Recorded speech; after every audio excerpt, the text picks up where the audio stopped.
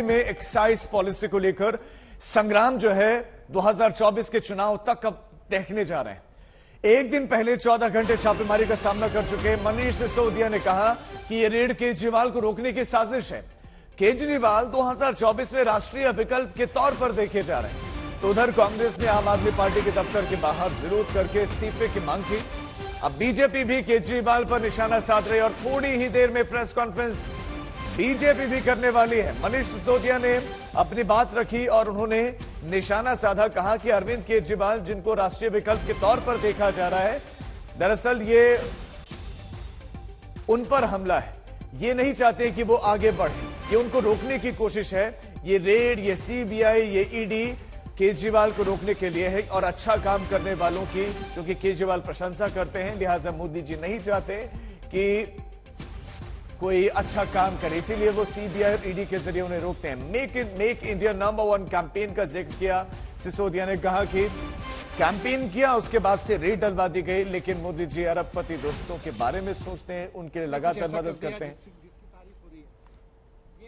दिल्ली आप देख सकते हैं कि आप देख सकते हैं कि तमाम जो मुख्यमंत्री अरविंद केजरीवाल और डिप्टी सीएम मनीष सिसोदिया उनका यहाँ पर। तो छापेमारी के बाद मनीष सिसोदिया ने प्रेस कॉन्फ्रेंस की। आज कांग्रेस पार्टी का प्रदर्शन देखने को मिला। आम आदमी पार्टी के दफ्तर के बाहर प्रदर्शन हुआ।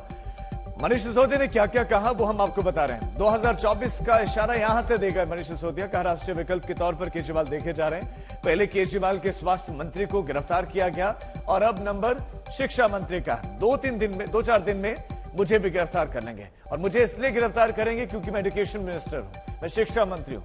इस बीच में सीबीआई ने सूत्रों के हवाले से एफआईआर दर्ज की है। उन्होंने कहा कि कोई कह रहा था कि 10,000 करोड़ का फायदा हुआ है, 8,000 करोड़, 1,100 का, एलजी कह रहे हैं 144 करोड़, लेकिन एफआईआर में लिखा गया है कि सोर्सेस के हवाले से 1 करोड़ का घोटाला। आबकारी नीति को फेल करने की यह साजिश है, मनीष सिसोदिया ने कहा। और उन्होंने कहा कि मुझ पर कार्रवाई केजरीवाल को रोकने की।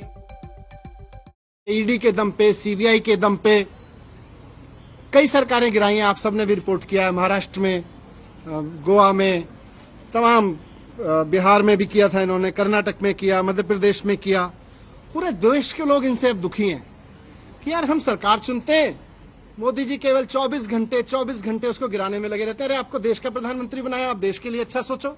जिनको हमने राज्य के लिए किया है उसको राज्य के लिए अच्छा सोचें। मैं आज आपके सामने कहना चाहता हूं कि 2024 का चुनाव आम आदमी party versus Bharatiya Janata party होने जा रहा है। अब तक लोग पूछते थे कि मोदी वर्सेस हु, अब पूरे देश में माहौल बन रहा है कि मोदी जी नहीं चाहिए, अरविंद केजरीवाल जी को एक मौका देना है, एक मौका अरविंद केजरीवाल जी को देना है। अब ये बात पूरे देश से गूंजने लगी है। देश आज अरविंद केजरीवाल जी के साथ चल रहा है, इसलिए मोदी जी आज रोकना चाहते हैं।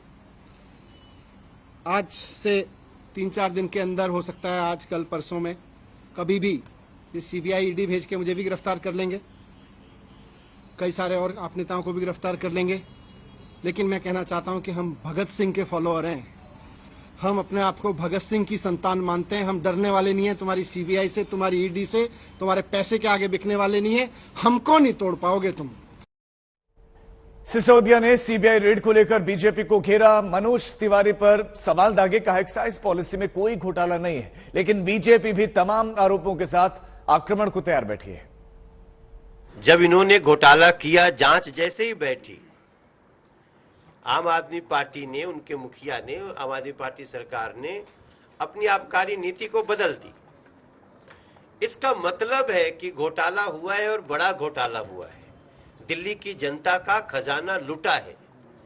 तो ऐसे लोग जो इतना अच्छा चेहरा बना के, भोली भाली सूरत बना करके दिल्ली का करोड़ों लूट लिए, तो उसके बाद ये कार्रवाई तो होनी चाहिए। मुझे तो लगता है कि सीबीआई थोड़ी देर भी कर दी है, ये कार्रवाई और भी जल्दी होनी चाहिए थी, क्योंकि किसी को भी संवैधानिक पदों पे बैठ करके दिल्ली को लूटने का किसी को भी परमिशन नहीं दिया जाना चाहिए, चाहे वो कोई भी हो। मनोज तिवारी जी कह रहे थे कि 8,000 करोड़ का घोटाला हो गया है एक्साइज पॉलिसी में। मनीष सिसोदिया ने 8,000 करोड़ का घोटाला किया। फिर थोड़ी देर बाद बीजेपी के और एक नेता आए प्रेस कॉन्फ्रेंस करने या शायद किसी मीडिया में बात करने, वो बोले 1,100 करोड़ का घोटाला मनीष सिसोदिया ने किया है। फिर मैं सोच रहा था कि एलजी साहब ने जो प्रेस रिलीज जारी किया था उसमें उन्होंने लिखा था 144 करोड़ का घोटाला कर दिया मनीष सिसोदिया ने। कल फिर जब सीबीआई के ऑफिसर्स आए तो वो एफआईआर लेके आए थे, उसमें ना 8000 करोड़ का जिक्र था, ना 1100 करोड़ का जिक्र था। उसमें लिखा था सोर्सेज कह रहे हैं कि 1 करोड़ का घोटाला हुआ है। सोर्सेज कह रहे हैं कि 1 करोड़ का घोटाला हुआ है, ये सीबीआई की एफआईआर कह रही है।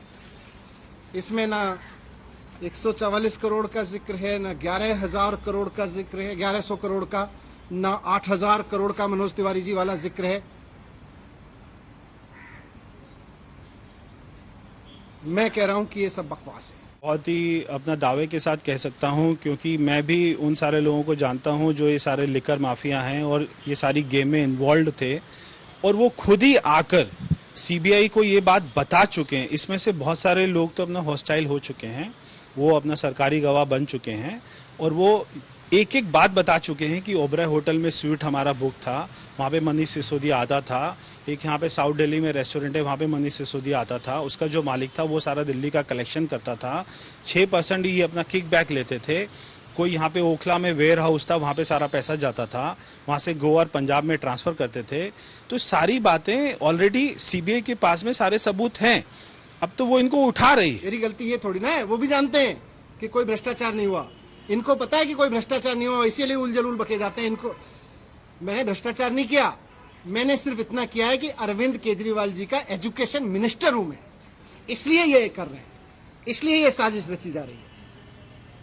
इन्होंने पहले अरविंद केजरीवाल जी के हेल्थ मिनिस्टर को गिरफ्तार किया, फिर कल मेरे यहां रेड डाल दी, अब 2-4 दिन में मुझको भी गिरफ्तार कर लेंगे।